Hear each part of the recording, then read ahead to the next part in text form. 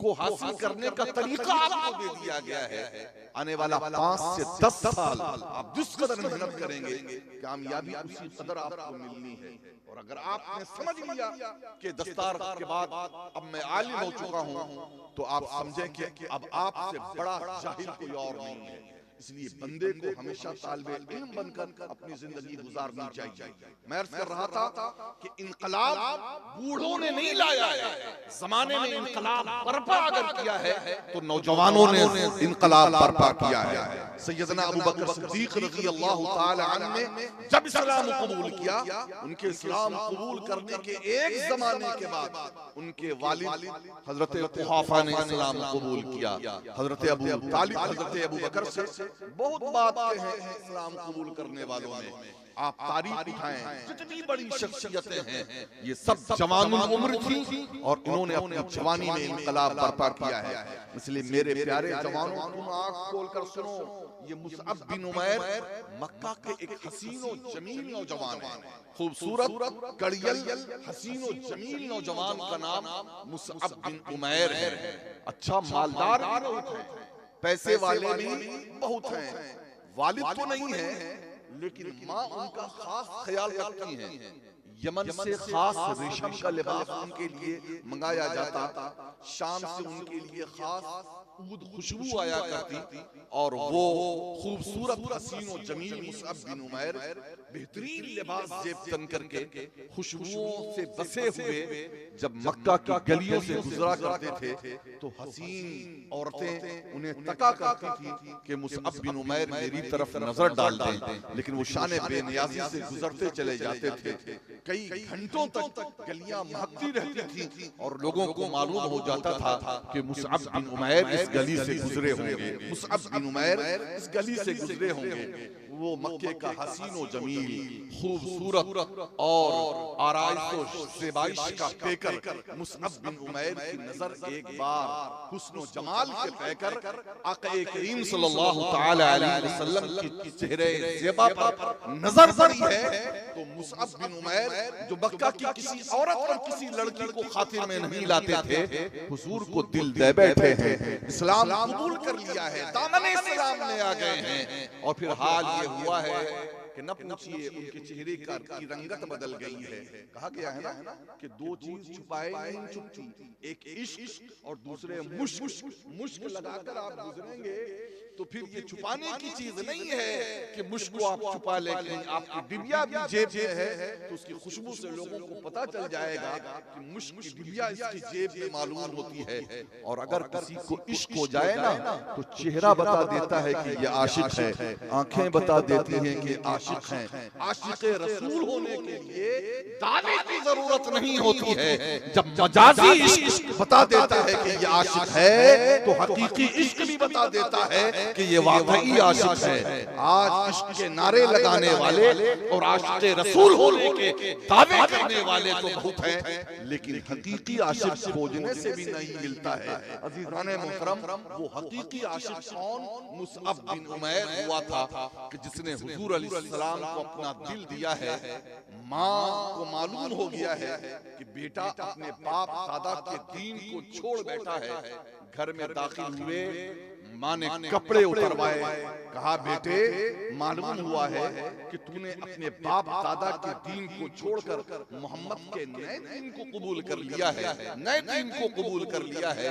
Musab बिन उमैर इनकार न कर सके। माँ ने कहा ये कपड़े उतार, ये चीजें उतार, और उसके बाद एक कोठरी में बंद कर दिया है, खाना पीना बंद कर दिया है। कई वक्त के फाके के बाद दरवाजा माँ ने खोला कि बेटा अगर होश आ गया है तो सुन, अगर तू चाहता है कि फिर से तुझे वो ऐश और इशरत की जिंदगी वापस मिल जाए तो तुझे वो नया दीन छोड़ना होगा और बाप दादा के दीन को कबूल करना होगा।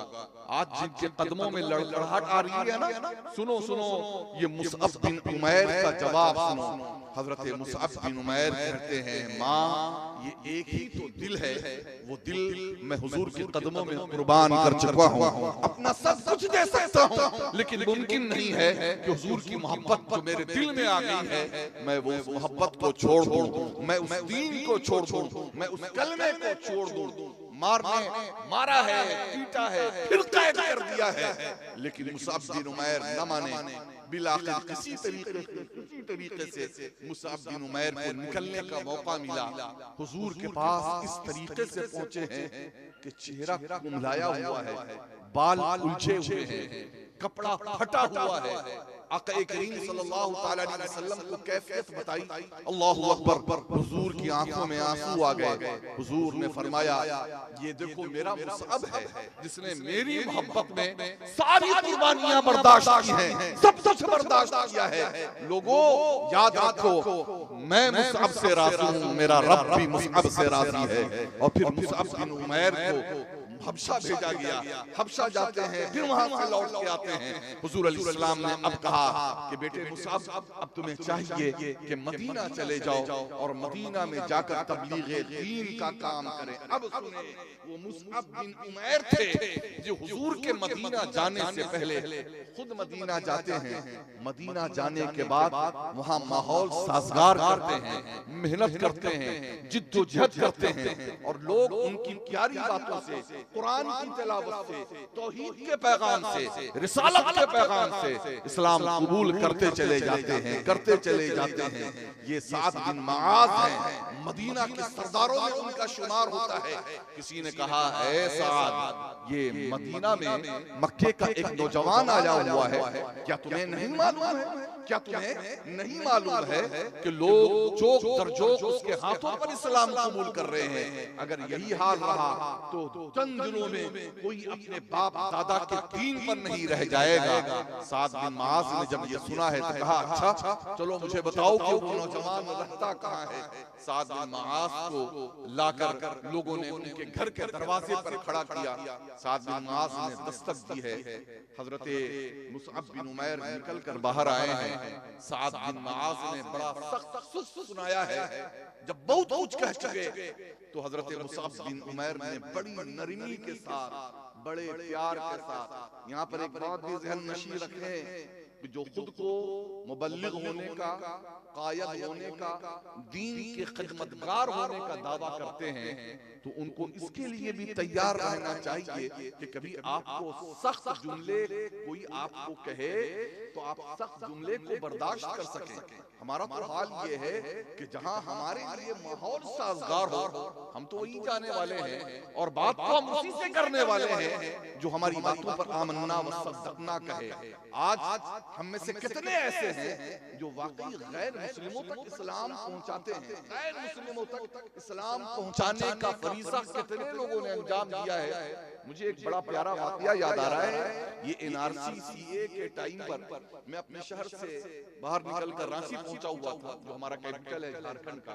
रांची में हज हाउस के पास जो मीटिंगें चल रही थी, तो एक गैर मुस्लिम नौजवान भी आया और उसने कुछ बात कही। तो एक मुस्लिम शख्स ने बहुत धुतकार कर उसके साथ बात किया कि तू काफिर है, तू क्या जानने वाला है?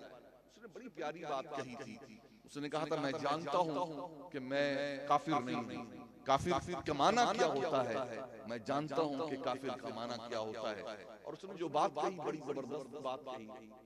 यकीनन वो बात क्या थी?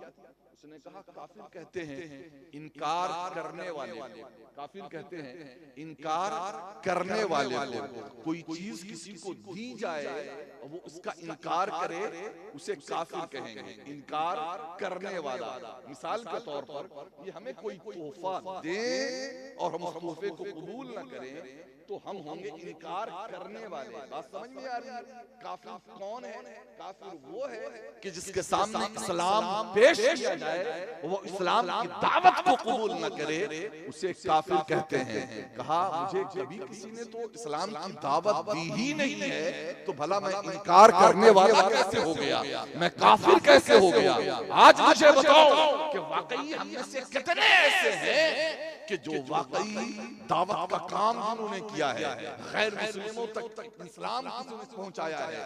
हम तो धमकियां देते हैं साहब, हम किस दौर में रह रहे हैं। और हकीकत ये है कि हम बातें औरंगजेब के जमाने वाली करते हैं कि जैसे शाहजहां का पीरियड है, औरंगजेब का पीरियड है, और उस जमाने में हम रह रहे हैं। आज इस दौर में हमारी लैंग्वेज ये है, तो सोचो तो सही कि अगर औरंगजेब, बाबर और शाहजहां का जमाना होता तो हमारी लैंग्वेज और हमारी जबान क्या होती।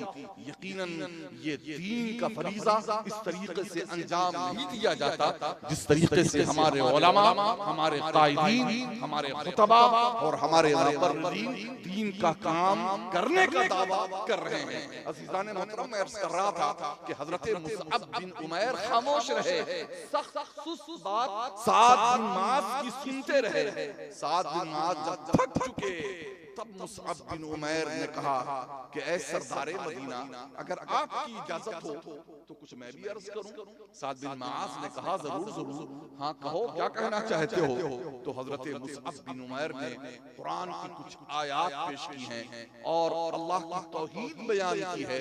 तो हाल ये है कि साद बिन मुआज़ की आंखों से आंसू जारी हो गए और कहा, ऐ साद बिन मुआज़, ऐ मुसअब बिन उमैर, ऐ मक्का के हसीन नौजवान, हाथ बढ़ा, मैं तेरे दस्ते हक परस्त पर इस्लाम कबूल करना चाहता हूँ।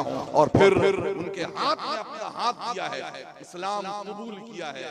और जब सरदार इस्लाम कबूल कर ले तो सोच सकते हैं कि उस मुआशरे का, सोसाइटी का आलम क्या होगा। आज जो हमारी कौम और मुसलमानों की जमात को तबाही की शिकार है, वो इस वजह से है कि जो हमारे कौम के जो सरदार होते हैं, जो बड़े होते हैं, जो अहले सरवत होते हैं, उनका खुद दीन से ताल्लुक नहीं होता है।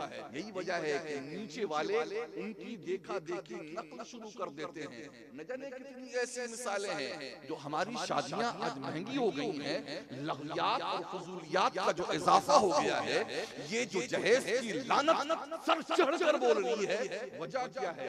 वजह ये है कि जो दौलत वाले हैं वो तो करोड़ों खर्च करते हैं, करोड़ों का जहेज देते हैं, दिखावा करते हैं। तो ये गरीब जो बेचारा है उसके पास तो नहीं है, इसको भी जो है सोचती है कि मैं भी कुछ ऐसा ही करूं। तो अपने पैसे वाले और बड़े शख्स की वो नकल शुरू कर देता है और वो भी यही अमल करता है। यही वजह है कि हमारे मुआशरे में निकाह सख्त हो गया है, ज़ना आसान हो गया है। हुजूर ने तो फरमाया था कि निकाह को आसान करो, ज़िना को सख्त बनाओ, लेकिन हमने निकाह को सख्त बनाकर ज़िना को आसान बना दिया है। ये क्या है, इसी वजह का है। जो बड़े कर रहे हैं वो छोटे देखा देखी वैसे ही नकल करना उन्होंने शुरू कर दिया है। तो ये साद बिन मुआज़ ने जब इस्लाम कबूल किया है तो मदीने का पूरा रंग बदल गया है और लोगों ने बड़ी तेजी से इस्लाम कबूल किया है। यही वजह है कि हुजूर अलैहिस्सलातु व तस्लीम को जब फिर दावत दी गई है तो आका करीम सल्लल्लाहु अलैहि वसल्लम मक्के से मदीने पहुंचे हैं। तो मदीने वालों ने तला अल बद्रु अलैना मिन सनियातिल वदाई वजब शुक्र अलैना मन दआ लिल्लाहि दाइका के नगमे गाकर हुजूर अलैहिस्सलातु व तस्लीम का इस्तकबाल किया है। अज़ीज़ान मोहतरम, ये हुजूर का इस्तकबाल मदीने में ये हो पाया कि एक मक्के का हसीन नौजवान कुर्बानी देकर उसने मदीने में इस्लाम की इशाअत की है। तो मदीने में इनकलाब बरपा आया। मैं कहता हूं कि आज भी हर खित्ते में, हर शहर में दावत का कमर कस के दावत के लिए फरीजा बांध ले और दावत के फरीजे की अहमियत को समझे और लोग मोहब्बत के साथ दावत का काम शुरू कर दे तो इनकलाब आ सकता है। मेरे प्यारे, इस भारत की सरजमीन पर हम हैं। मैं सहाबा की तरफ अगर मैं बात करूंगा तो बात लंबी होती चली जाएगी। अब आइए हम तेजी से भारत की तरफ आते हैं। ये भारत में भी इस्लाम कैसे आया। इस्लाम जो लोग कहते हैं गौरी के जरिए आया, बाबर के जरिए आया, हुमायूं के जरिए आया, खिलजी के जरिए आया, यकीनन हम बमागे दोहल कहते हैं। भारत में इस्लाम न किसी खिलजी की देन है, न किसी गौरी की देन है, न किसी मुगल की देन है, न किसी बादशाह की देन है। ये सूफियों की देन है, ये बुजुर्गों की वालिदैन है। यकीनन सरकारे गरीब नवाज रहमतुल्लाहि ताला अलैह से पहले भारत की सरजमीन पर यकीनन सूफियाए किराम आए थे। हाँ हाँ, मोहम्मद बिन कासिम भी आए थे। हाँ हाँ, दाता गंज बख्श लाहौरी भी आए थे। हाँ हाँ, मुख्तलिफ इलाकों में सूफियाए किराम भी आए थे। लेकिन सुने, उन तमाम बुजुर्गों की हैसियत उसी तरीके से थी जिस तरीके से हुजूर के आने से पहले हजरत आदम भी आए थे, नूह भी आए थे, हजरत यहया भी आए थे, ज़करिया भी आए थे, इब्राहिम भी आए थे, दीगर अंबियाए किराम भी आए थे। वो तमाम अंबियाए किराम ने अपने अपने इलाकों में दीन के फरीज़े को अंजाम दिया। लेकिन आखिर में जब नबी करीम सल्लल्लाहु तआला अलैहि वसल्लम आए तो खातिमुन नबिय्यीन बनकर आए, रहमतुल लिल आलमीन बनकर आए, ताहा यासीन बनकर आए, शफीउल मुज़नबीन बनकर आए, दाई अल्लाह बनकर आए, सिराजुल मुनीरा बनकर आए। और आका करीम सल्लल्लाहु तआला अलैहि वसल्लम ने इस निराले अंदाज में सारी दुनिया में इस्लाम को जो फैलाया है वो अपनी मिसाल आप है। मेरे प्यारे, अब हुजूर के पास कोई नबी तो नहीं आना है, हुजूर के बाद अब कोई नबी तो नहीं आना है, लेकिन नबुव्वत के इस फरीज़े को आगे बढ़ाने के लिए अल्लाह ने औलिया का इंतखाब फरमाया है, सूफिया का इंतखाब फरमाया है, उलमाए रब्बानियीन का इंतखाब फरमाया है। और भारत की सरजमीन पर बिलखुसूस हजरत ख्वाजाए खाजगान हिंदल वली अताए रसूल हजरत ख्वाजा मोइनुद्दीन चिश्ती अजमेरी का इंतखाब फरमाया है। और मैंने अर्ज किया है कि जिस तरीके से दीगर सूफिया गरीब नवाज से पहले आए थे, लेकिन उन्होंने अपने इलाके में कायम, अपने इलाके में उन्होंने दावत दीन का काम किया है। हज़रत ख्वाजा मोइनुद्दीन चिश्ती सरकारे गरीब नवाज हुजूर अलैहिस्सलातु व तस्लीम के मज़हरे जमील बनकर और आपके नूर के अक्स बनकर, आपकी जात की चलती फिरती तस्वीर बनकर तशरीफ लाए हैं। चुनांचे आप देखेंगे कि जैसा अजमेर का नक्शा है वैसा मक्का का नक्शा है। आप देखें, मक्का की पहाड़ी पर चढ़कर आप जब मक्का शहर को देखें और अजमेर की पहाड़ी पर चढ़कर अजमेर शहर को देखें तो आप कहने पर मजबूर हो जाएंगे कि जो नक्शा हमें मक्का में मिला है वही नक्शा अजमेर में नजर आता है। जो जलवा मक्का में नजर आता है वही जलवा यहाँ अजमेर में नजर आता है। जैसी पहाड़ियाँ वहाँ की वैसी पहाड़ियाँ अजमेर की, जैसी बंजर जमीन मक्के की वैसी बंजर जमीन अजमेर की, जैसी खुश्क जमीन वहाँ की वैसी खुश्क जमीन अजमेर की। और याद रखें, जिस तरीके से दुनिया के नक्शे पर सेंटर अगर कोई है तो मक्का है, सारी दुनिया का सेंटर मक्का है। उसी तरीके से खित्ते बर्रे सगीर का मरकज और सेंटर अगर है तो वो अजमेर मुअल्ला है, वो अजमेर मुअल्ला है। आप देखेंगे कि जिस तरीके से आका करीम सल्लल्लाहु तआला अलैहि वसल्लम अखलाक के पैकर और रहमतुल लिल आलमीन बनकर आपने तबलीग दीन का फरीज़ा अंजाम दिया है, उसी तरीके से ख्वाजा मोइनुद्दीन चिश्ती ने गरीब नवाज बनकर हिंदुस्तान की सरजमीन पर दावत दीन का फरीज़ा अंजाम दिया है। अज़ीज़ान मोहतरम, हज़रत ख्वाजा गरीब नवाज जब दबाए ना या दबाए तो चिश्ती रंग पे बातें की जाती हैं कि ये भगवा रंग, ये भगवा रंग कहाँ से है? हुजूर की ये न कुरान में ये है और न ही हुजूर ने इस लिबास को ज़ेबतन किया है। मैंने कहा हकीकत तो ये है कि न आपने सही से कुरान पढ़ा है और न ही आपने सही से हुजूर की सुन्नत और सीरत को देखा है। जी हाँ, ये भगवा रंग जिसे आप कहते हैं, जिसे हम चिश्ती रंग कहते हैं, जिसे हम चिश्ती रंग कहते हैं, ये चिश्ती रंग हकीकतन कुरान से साबित है। अल्लाह फरमाता है, औज़ु बिल्लाहि मिनश शैतानिर रजीम, उदउ इला सबील रब्बिका बिल हिकमा, कि आप अल्लाह के बंदों को अपने रब की तरफ हिकमत के साथ बुलाइए। हिकमत किस चिड़िया का नाम है? हिकमत किसे कहते हैं? हिकमत उम्दा तदबीर को कहते हैं, हिकमत हालात के मुताबिक काम करने को कहते हैं। हिकमत किसे कहते हैं? जब सरकार गरीब नवाज आए तो गरीब नवाज ने देखा कि कैफियत ये है कि लोग यहाँ जो मजहबी लोग हैं वो जोगियों ने, संतों ने, साधुओं ने भगवा रंग पहना हुआ है।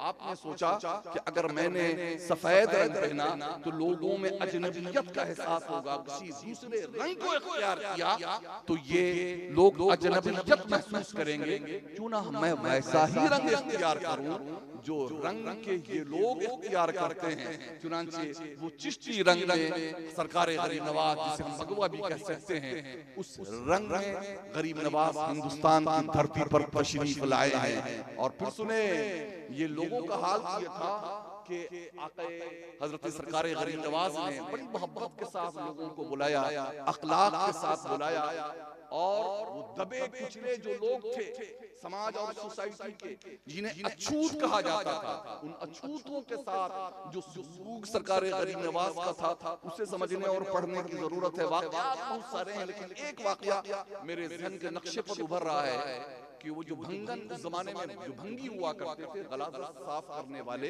उनको हुक्म दिया गया था कि अपने झाड़ू को पीछे बांध कर चलो, ताकि वो झाड़ू चले तो तुम्हारे कदमों के निशान को भी साफ करता हुआ चले। ये जो ऊंची जाति वाले थे, ये जो पंडित और पुरोहित और दूसरे जो थे, हाल ये होता था कि वो अपने खानों के मेज पर या खानों के दस्तरखान पर या खानों की चीजों पर उनके साए को भी पड़ने देना गवारा नहीं करते थे। गरीब नवाज ने इसी भंगी को आते जाते देखा, उसके साथ मामलात देखे, तो आपने कहा कि वो जो फला भंगी है उसे बुला कर लाना, कहना कि मोइनुद्दीन ने बुलाया है। भंगी को जब ये मालूम हुआ कि मुसलमानों के एक बड़े आए हुए हैं, बड़े गुमहा, तो चलो उन्होंने बुलाया है, तो सोचने लगा ताज्जुब की बात है, हमें क्यों बुलाया गया है। इसने फौरन गुस्ल किया है, अपने तौर पर जो अच्छा लिबास पहन सकता था पहना है, और उसके बाद डरता हुआ, सहमा हुआ, हाथ जोड़कर आपके पास आया। सरकार गरीब नवाज ने उसके लिए अपनी बाहें फैला दी और फिर उसे अपने गले से लगाया, और गले से लगाने के बाद दस्तरखान बिछवाया कि जरा दस्तरखान तो लगाओ, आज हम लोग बैठकर साथ में खाना खाएंगे। और फिर दस्तरखान पर बैठा है। हाल ये है कि उसके दिल की दुनिया बदलती चली जा रही है। रामी ने लिखा है कि उसने अपने प्लेट से लुकमा बनाकर मुंह में डाला है, न जाने पहले लुकमा हलक के नीचे उतरा कि इस्लाम उसके दिल में उतरा। लुकमा उतरा पहले जो इस्लाम उतरा है, यकीनन इस्लाम पहले उतरा होगा, लुकमा बाद में उतरा होगा। ये लंगर का एहतमाम इसीलिए है, बुजुर्गों के लंगर इसका एहतमाम इसीलिए है। और आज इस गए गुजरे दौर में भी खानकाहों में अल्हम्दुलिल्लाह रब्बिल आलमीन लंगरों का एहतमाम हुआ करता है। आज तो हाल ये है कि मौलवियों की एक टोली सर पे कफन बांधकर ले दे करके खानकाह के पीछे पड़ गई है। ये पीर लोग क्या कर रहे हैं, ये खानकाह वाले क्या कर रहे हैं? अरे सब कुछ करने का ठेका खानकाहों ने लिया हुआ है, सारा ठेका पीरों ने लिया हुआ है। यकीनन इन्हितात हर शोबे में आया है, तो खानकाहों में भी इन्हितात आया है। वरना खानकाहें अपने एतबार से अल्हम्दुलिल्लाह रब्बिल आलमीन, अल्लाह ने जिन्हें जितना मौका दिया है वो अपने एतबार से वो खानकाहें कायम कर रही हैं। अल्हम्दुलिल्लाह आज मैं रात से में मेहमान था खानकाह सैयदना पाक अमजद शरीफ में, बड़ी खानकाह है, मैं वहाँ मेहमान था। नैयर मियां साहब मदजिल्लुल आली ने अपना हॉस्पिटल दिखाया, ये बीएड कॉलेज बना रहे हैं वो दिखाया, लड़कियों का इदारा चला रहे हैं, लड़कों का इदारा चला रहे हैं, और खिदमत खल्क के काम में रखे हुए क्या हिंदू क्या मुस्लिम सब आ रहे हैं, तावीज लिख कर जा रहे हैं। और ऐसा नहीं है किसी ने खामोशी से दे दिया ठीक है, नहीं दिया है तो दे करके रुखसत किया जा रहा है, दे करके रुखसत किया जा रहा है। हकीकत ये है कि आज भी खानकाहें अपने बुजुर्गों के रविश पर चलते हुए ये काम कर रही हैं। हाँ कुछ ऐसे हैं तो यकीनन सबका इसका ठेकरा सारों के सर नहीं फोड़ा जा सकता है। हाँ आज लंगर का जो मफहूम है, वो लंगर का मफहूम हमने क्या दिया, हम तो चौक चौराहों पर लंगर करते हैं, ये 11वीं की लंगर, ये 6ठी की लंगर, ये फला बुजुर्ग का लंगर, लेकिन हमने लंगर के मफहूम को समझा नहीं है। हमारा तो हाल ये है कि लंगर खुद बनाते हैं और सबसे पहले कोशिश में रहते हैं कि हमारे घर ज्यादा पहुंच जाए, हमारे दोस्त अहबाब ज्यादा पहुंचे। लंगर अगर हम बनाते हैं गौसे पाक के नाम से, तो जितने अपने सरमायादार सेठिए किस्म के दोस्त हैं ना, पहले उनको दावत देते हैं और फिर उनको बिठाया जाता है। कोई अगर मिस्कीन किस्म का शख्स जो हकीकी मानों में लंगर का सही हकदार है, वो अगर हमारे किसी सेठ के दोस्त के बगल में बैठ जाए तो उसे हम टेढ़ी नजर से देखेंगे, शायद बाज लोग उठाकर उसे किनारे भी भिजवाने से बाज नहीं आएंगे। ये सूरत हाल है। सुनो, ये लंगर नहीं है, ये लंगर के नाम पर लंगर का तमाशा है, लंगर का मजाक है। लंगर तो हकीकी ये है कि बनाए कोई और खाए कोई। लंगर तो गरीब नवाज का चला करता था, लंगर तो कुतुबुल मशाइख का चला करता था, लंगर तो महबूब इलाही के आस्थाने से चला करता था, बाबा फरीद के आस्थाने से चला करता था, बुजुर्गों की खानकाहों के लंगर आज भी है और लोग खा रहे हैं। याद रखें, ये गरीब नवाज थे जिन्होंने हिकमत के साथ, हमारे यहाँ हिकमत नाम की चीज नहीं है। आज अगर हिकमत की आप बात करें तो आम लोगों को तो जाने दीजिए, हमारा पढ़ा लिखा तबका कहेगा ये हिकमत नहीं, ये तो बुज़दिली है। अब बहुत वक्त आ गया है। बात अल्फाज तो ये है कि मसलहतन कहते हैं नाम नहीं लेना चाहिए। और भाई जिहाद है तो क्यों ना ही नाम लेना चाहिए। मतलब ये कि कुरान से वो जिहाद की जो आयात हैं दूसरों ने निकाला है तो आप भी निकाल दें। हम तो ये नहीं कह रहे हैं कि आप लें तलवार और उसके बाद जिहाद शुरू कर दें। अरे जिहाद नहीं, जिहाद सबसे पहले जिहाद नफ्स है, अपनी जात से जिहाद करो। इस वक्त हकीकत तो ये है कि गैरों से लड़ने से पहले जरूरत ये है कि अपनी अना से हम लड़ें, अपने गुरूर से हम लड़ें, अपने तकब्बुर से हम लड़ें, अपनी बुराइयों से हम लड़ें, अपनी खराबियों से हम लड़ें। हमने तो आज अपने यहाँ किस्म किस्म का दीन बना दिया है, बल्कि हकीकी जो दीन है, जो कुरानी दीन है, जो शरई दीन है, जो हदीस नबविया वाला दीन है, उसे तो हमने ताक पे रख दिया है। अल्लाह और रसूल की बात हम बाद में मानेंगे, पीर साहब की बात पहले मानेंगे और मुफ्ती साहब का फतवा पहले मानेंगे। माजरत के साथ मैं खुद पीर हूँ, किसी पीर की तरफ इशारा करना यहाँ मकसद नहीं है, और अगर इशारा है तो सबसे पहले अपनी तरफ इशारा है।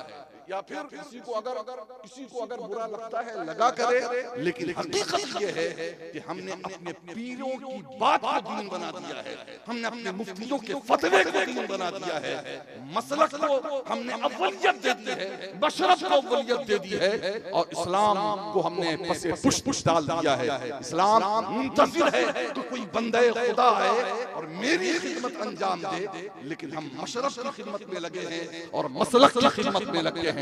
याद रखें, अगर दीन नहीं है तो न मसलक आपका काम आने वाला है, न मशरब आपका काम आने वाला है।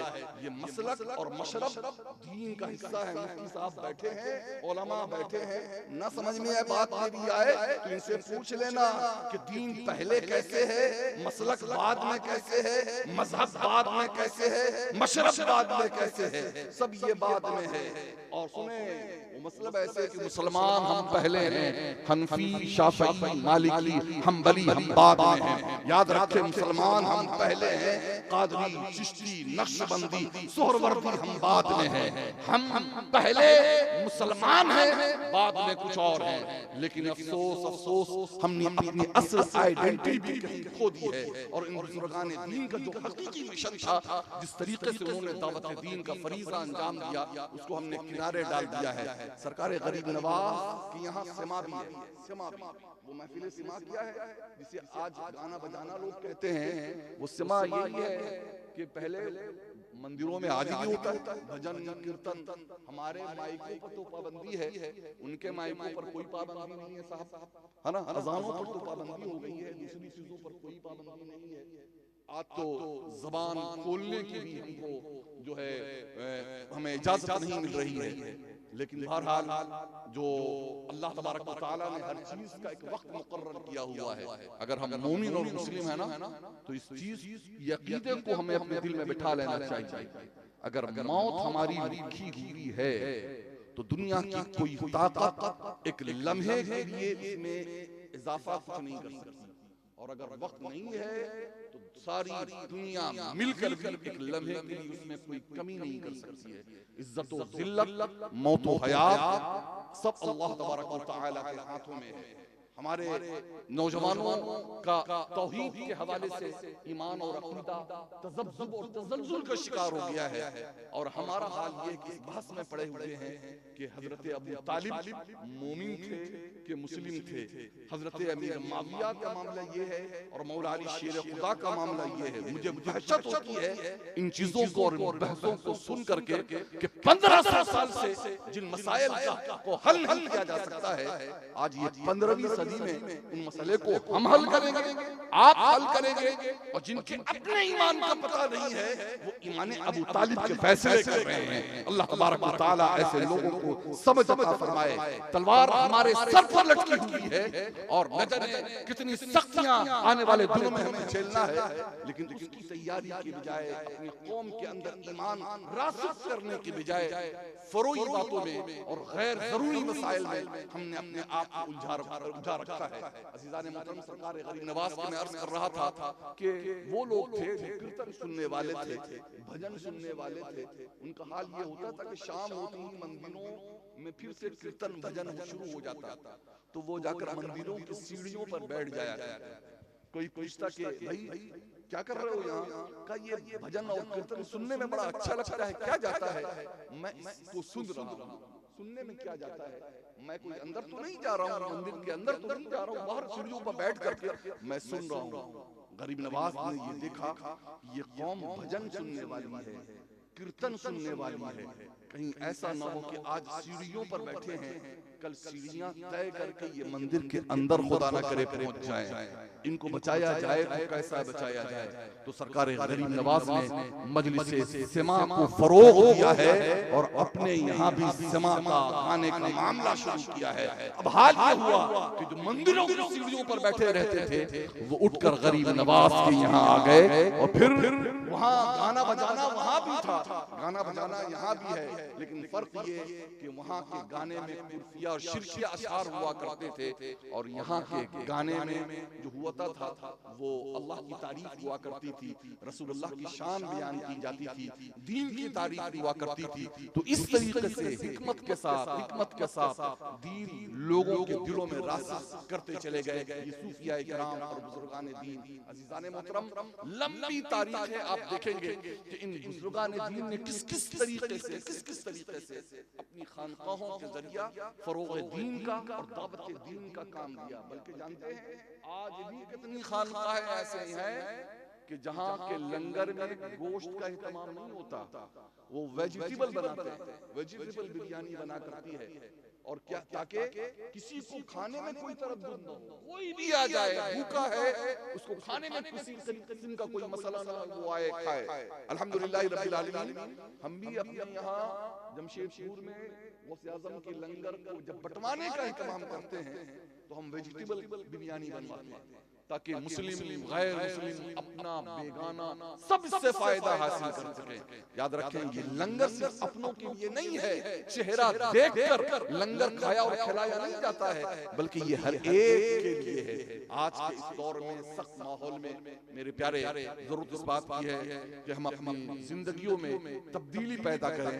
सहाबा इकराम ने किस तरीके से जिंदगी गुजारी है और किस तरीके से इन सूफिया इकराम ने बुजुर्गात दीन ने दावत दीन का फरीजा अंजाम दिया है, उसको समझें, कुरान की तरफ आएं, रुजू इल्लाह करें और अपनी जिंदगियों में इस्लाम को उतारें।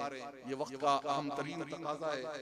दो तीन शेर आते आते मेरी नजरों से गुजरा है, मैं चाहता हूँ कि उन अशार को आपकी नजर करके मैं अपनी गुफ्तगू खत्म कर दूं। कहने वाले ने बहुत ही खूब कहा है कि पैगामे करबला है, हक पे डटे रहो। हमें हुसैनी है, इमाम हुसैन के नाम का जश्न भी मनाते हैं, नारे भी लगाते हैं, मोहब्बत भी करते हैं। इमाम अली मकाम ने खुद के लिए नहीं बल्कि अपने कुंबे की जो कुर्बानी दी थी वो कुर्बानी जो थी वो दीन के लिए, इस्लाम के लिए कुर्बानी थी।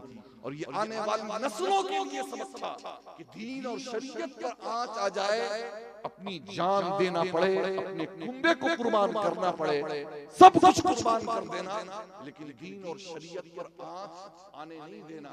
याद रखें, इस्लाम जान लेने का दीन नहीं है, लेकिन जान देने का दीन है, बल्कि इस्लाम जान देने का दीन है। हम इमाम अली मकाम हजरत हुसैन के फॉलोवर हैं कि जिन्होंने खून देकर दीन बचाया, इस्लाम बचाया। तो शायर ने इसी को कहा है, पैगामे करबला है, हक पे डटे रहो, एक दिन का मारिका नहीं, हक पे डटे रहो, देखो न छोड़ना कभी हक के सफीर को, ये वक्त कह रहा है हक पे डटे रहो। तागूत चाहता है बस बंद जबान हो, हुक्म अज़ा है हमको, हक पे डटे रहो। अल्लाह तबारक व तआला हमें हक पर डटे रहने की तौफीक अता फरमाए। और जो समाजी अखलाकी बुराइयां हमारे अंदर आ गई हैं, हम दूसरों में ताकने झांकने के बजाय हर बंदा खुद का मुहासबा करे, खुद के अंदर देखे। देखिए अल्लाह का फरमान भी है, मा असाबकुम मिन मुसीबतिन फबिमा कसबत अयदीकुम व याफू अन कसीर। तुम्हारे ऊपर जो मुसीबतें आती हैं तुम्हारे अपने हाथों की कमाई है, वरना अल्लाह तो कितनों को माफ फरमा देता है। ये दिल अल्लाह ने बड़ी नेमतें हमें दी हैं, लेकिन हमने अपनी नेमतों की नाशुक्री की है, जिसकी वजह कर ये दिल हमें देखना पड़ रहा है। फरमान बारी ताला है, ज़ालिका बिअन्नल्लाह, खुतबा मसनूना के बाद जो मैंने तिलावत की थी, बात दूसरी तरफ होती चली गई कि अल्लाह फरमाता है कि ज़ालिका बिअन्नल्लाह लम यकुन मुग़य्यिरन निअमतन अनअमहा अला कौमिन हत्ता युग़य्यिरू मा बिअनफुसिहिम। जो खुलासा जिसका ये है कि अल्लाह तबारक व तआला नेमतें देकर उस वक्त तक किसी नेमत को नहीं छीनता जब तक कि वो कौम खुद अपने अमल से ये साबित न कर दे कि वो उस नेमत की अहल है। इसलिए ये मुल्क 700 साल जहां हमने हुकूमत की, हमने अपनी नाअहली साबित की, हम अय्याशियां करते रहे, हम तीतर बटेर लड़ाते रहे, मुशायरे करते रहे। आपने सुना होगा कि हाल ये होता था कि दिल्ली के लाल किला में बहादुर शाह जफर की यहाँ मुशायरे हुआ करते थे, रात भर के मुशायरे हुआ करते थे। और फजर के वक्त जब वो सोते थे तो दिन के 12 बजे उनकी आंखें खुलती थी और लाल किला में सुबह हुआ करता था, है ना, सुबह हुआ करती थी रात लाल किला में। और इधर अंग्रेज 5 बजे से अपनी ऑफिसों में आकर बैठ जाया करते थे। और जिस वक्त वो खाना खाने के लिए घर जाया करते थे, लंच के लिए ना, तो हमारे माँ बदौलत जागा करते थे, क्योंकि रात भर मुशायरा उन्होंने सुना है। तो अल्लाह के लिए हमारे जलसे भी ऐसे नहीं होने चाहिए। मुशायरे हम कराने में लगे हुए हैं और दूसरी चीजों में हम लगे हुए हैं। वक्त की कदर और कीमत को पहचानना हम सब की जिम्मेदारी है। हालात और जमाने में से आंखें मिलाकर हमें आगे बढ़ना है और अपने कम से कम हर बंदे की जिम्मेदारी बनती है। सारी जिम्मेदारी उलमा की नहीं है, आप सबकी जिम्मेदारी है। अल्लाह का फरमान, या अय्युहल्लज़ीना आमनू कू अनफुसकुम व अहलीकुम नारा, ईमान वालों खुद को और अपने घर वालों को जहन्नम की आग से बचाओ। इसलिए अपने घर में दीन ले जाएं। आप तहैया करें कि फजर में हमें भी उठना है, अपने बेटों को भी उठाना है, बेटियों को भी उठाना है। हमें जायज नाजायज हलाल हराम की सारी तमीजें अपने अंदर पैदा करनी है। तो अल्लाह तबारक व तआला ये तौफीक हमें अता फरमाए।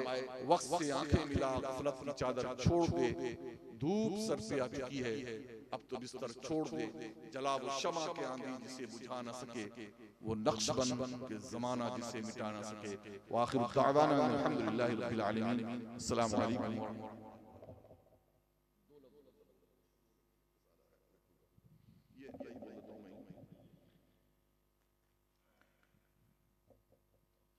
तकरीर और तहरीर तबलीगी दीन के दो अहम ज़राए हैं।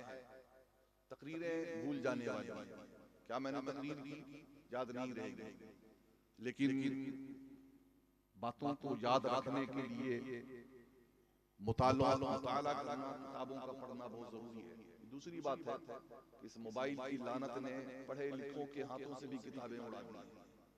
लेकिन बहरहाल जिद्दोजहद करना दीन और सुन्नियत की बका के लिए, उर्दू जबान को बाकी रखने के लिए बहुत जरूरी है कि जिद्दोजहद की जाए। रिसाला जाके शुरू 3 महीने में इसीलिए निकलता है, इसमें दर्स कुरान, दर्स हदीस, बुजुर्गों के अक़वाल और बुजुर्गों की तालीमात और असली हालात के मुताबिक मज़ामीन होते हैं। सिर्फ 30 रुपए हदिया है, आप इसे यहाँ से हासिल कर सकते हैं। ये तिजारत नहीं है, दावत दीन के कामों में से एक काम है। अल्हम्दुलिल्लाह हर माह हम लोग अपने जेब खास से रकम लगा करके किसी तरीके से इस रिसाले को जिंदा रखे में है। ये आप यहाँ से हासिल कर सकते हैं।